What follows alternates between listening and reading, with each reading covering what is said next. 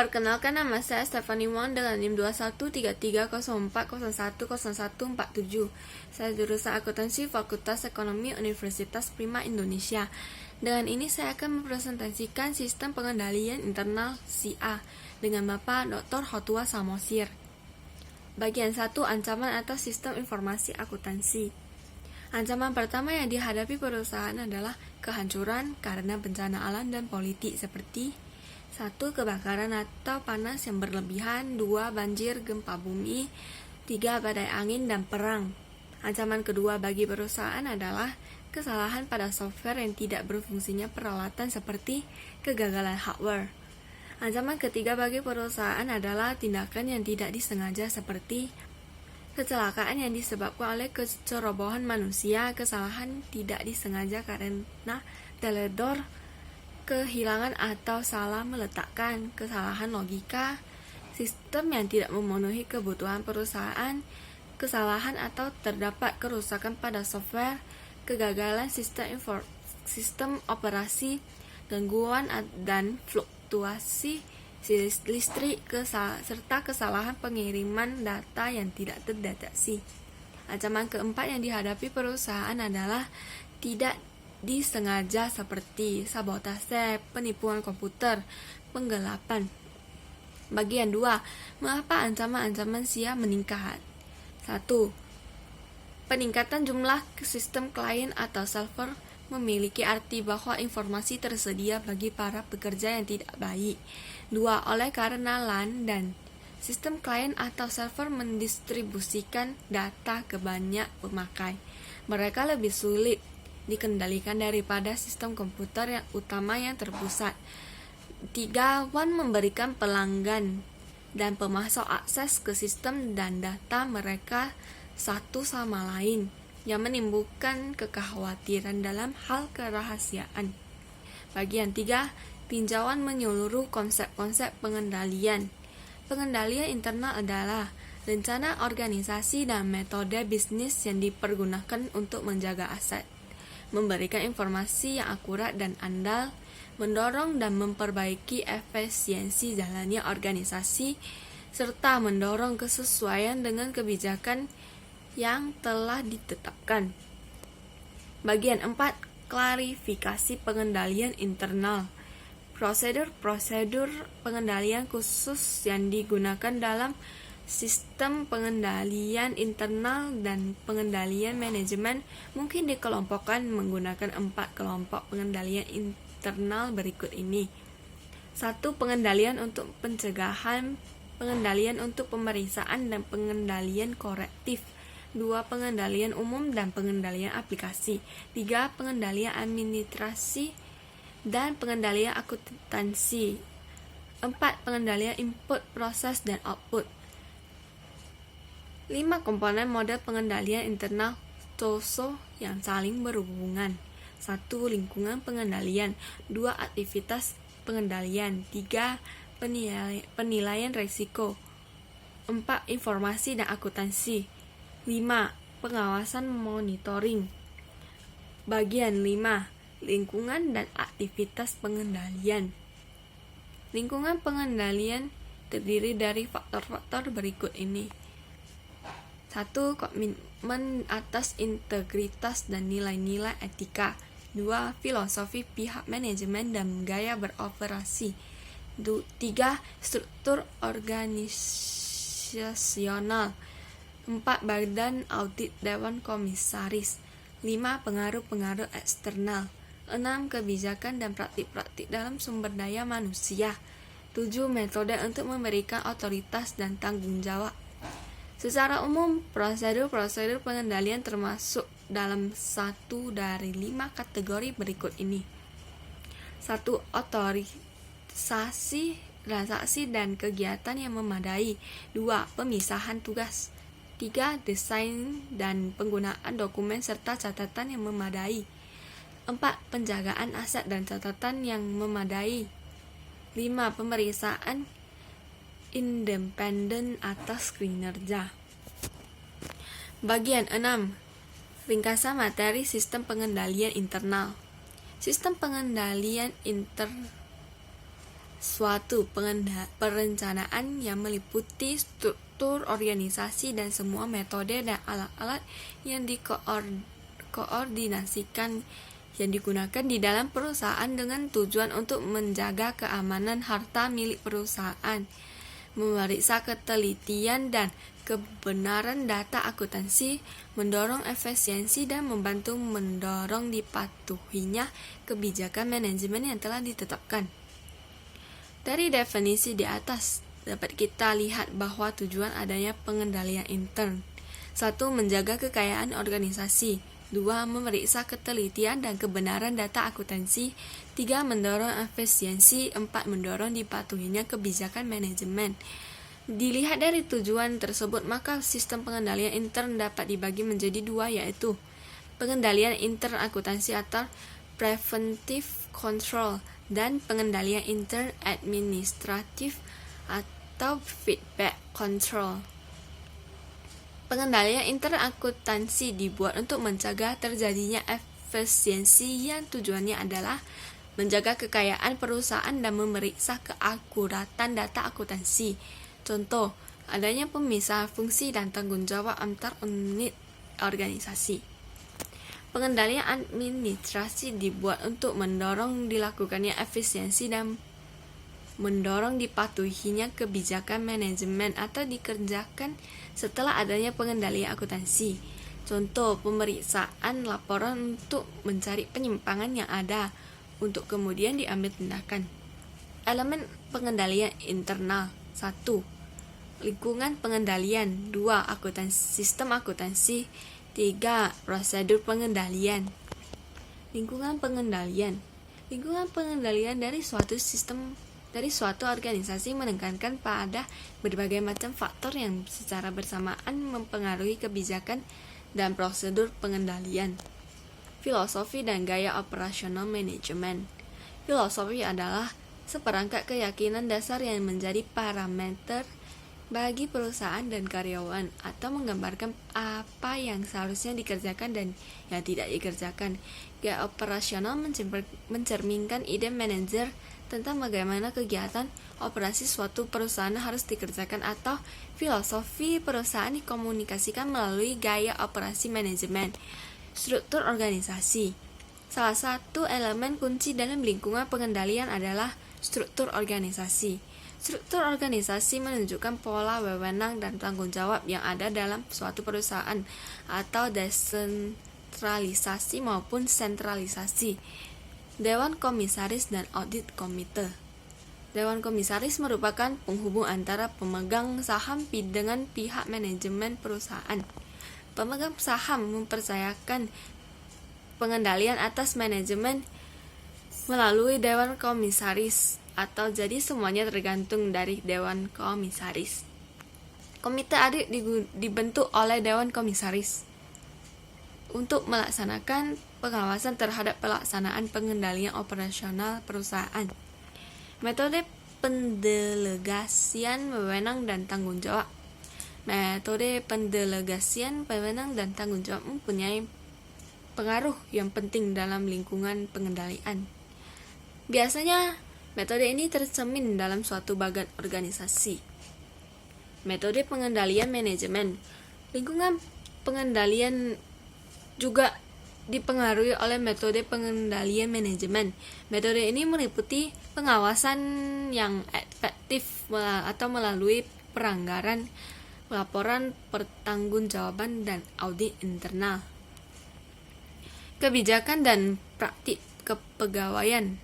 Kebijakan dan praktek yang berhubungan dengan perekrutan, pelatihan, evaluasi, penggajian, dan promosi pegawai mempunyai pengaruh yang penting dalam mencapai tujuan perusahaan, sebagaimana juga dilakukannya dalam meminimumkan risiko. Pengaruh ekstern. Organisasi harus mematuhi aturan-aturan yang dikeluarkan oleh pemerintah maupun pihak yang mempunyai jurisdiksi atas organisasi. Hal tersebut sangat berpengaruh pada pengendalian interperusahaan.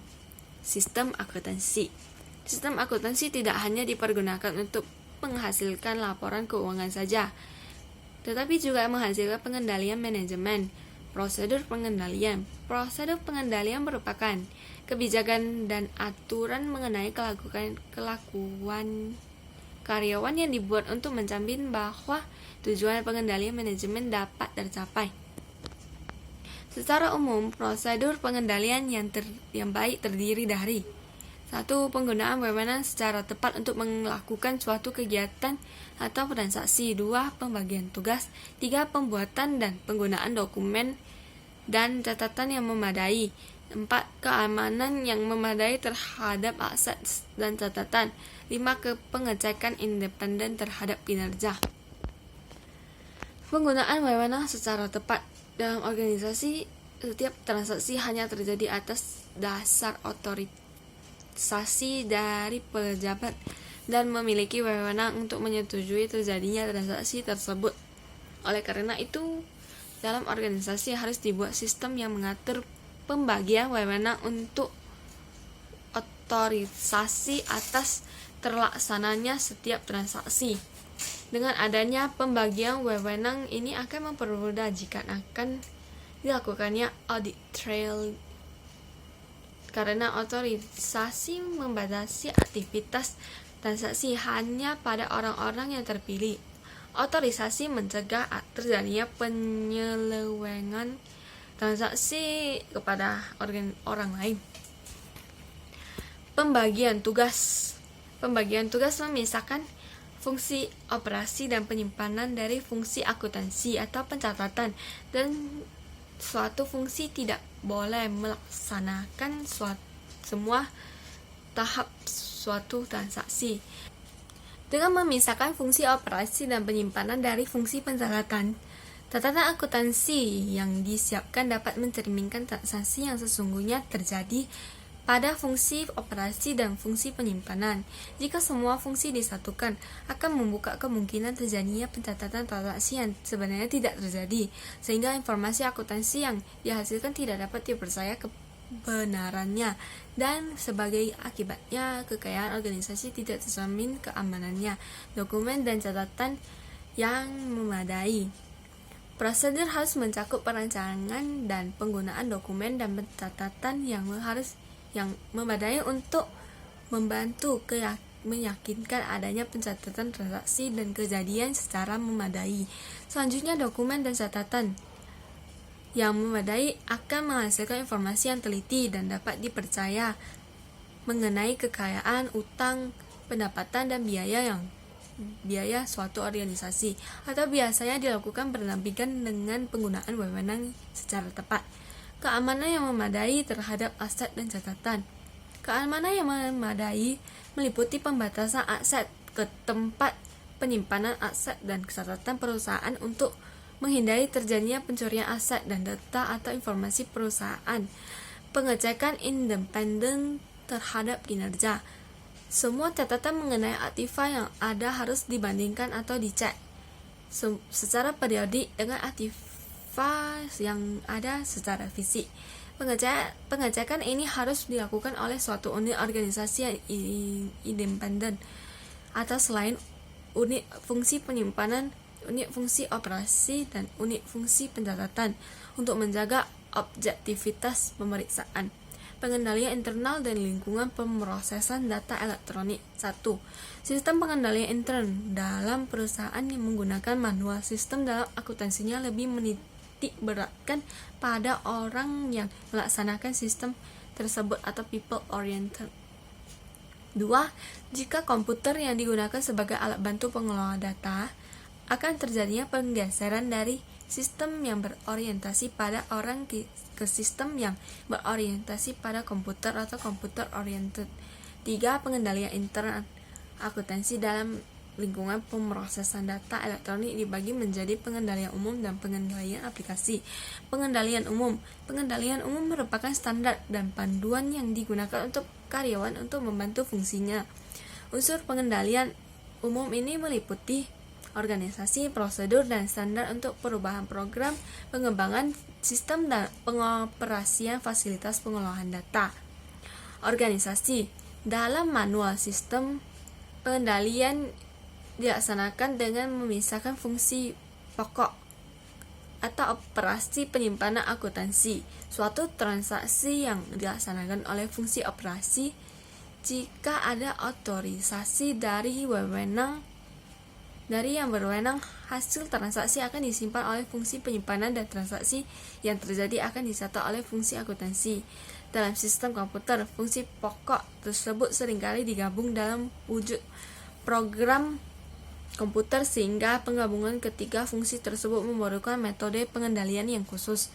Contoh dalam sistem manual persediaan barang, pemisahan dilakukan dalam fungsi operasi atau pembelian dan fungsi penyimpanan atau gudang dengan fungsi akuntansi atau pencatatan persediaan, sehingga pada akhir periode dapat dilakukan pengecekan sila antar fungsi untuk mengetahui jumlah sisa persediaan.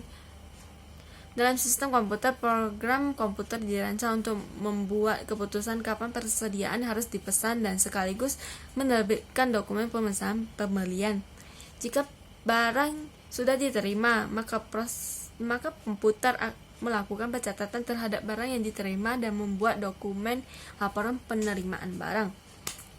Untuk menciptakan sistem pengendalian intern dalam lingkungan PDE, maka perlu diadakan pemisahan fungsi-fungsi berikut: A. Fungsi perencanaan sistem dan penyusunan program. B. Fungsi operasi fasilitas pengolahan data. C. Fungsi penyimpanan program dan kepustakaan. Pemisahan tersebut dilakukan dengan tujuan: A. Pemisahan ini akan menciptakan cross-check terhadap ketelitian dan kewajaran terhadap perubahan yang dimasukkan ke dalam sistem. B. Untuk mencegah seseorang yang tidak berhak untuk mengakses komputer. C. Untuk mendorong efisiensi karena adanya spesialisasi. Pengendalian terhadap sistem dan program. Pengendalian umum yang bersangkutan terhadap sistem program meliputi: A. Prosedur penelahan dan pengesahan sistem baru. B. Prosedur pengujian program. C. Prosedur pengubahan program. D. Dokumentasi. Pengendalian terhadap fasilitas pengolahan data. Fasilitas pengolahan data meliputi 4 bidang utama: A. Operasi konversi data. B. Operasi komputer. C. Perpustakaan. D. Fungsi pengendalian. Kegiatan konversi data terdiri dari pengubahan data dari dokumen sumber ke dalam bentuk yang dapat dibaca komputer, baik dengan metode batch maupun online processing. Pengendalian terhadap operasi komputer meliputi akses ruangan komputer yang terbatas, pembuatan instruksi yang jelas mengenai perubahan data komputer, perubahan data ke dokumen sumber jadi machine readable from password yang digunakan untuk mengatur penggunaan komputer. Pengendalian terhadap arsip data dan program yang disimpan harus dilakukan oleh karyawan perpustakaan dalam tempat yang terlindung dengan baik, meliputi prosedur dalam penyimpanan, penjagaan keamanan fisik terhadap arsip komputer, prosedur pembuatan backup, pengendalian terhadap penggunaan arsip yang disimpan dalam perpustakaan. Dengan demikian, materi ini saya sampaikan. Tunggu materi berikutnya dengan judul Konsep Dasar Unsur-unsur Sistem Akuntansi Pokok pada Perusahaan. Terima kasih.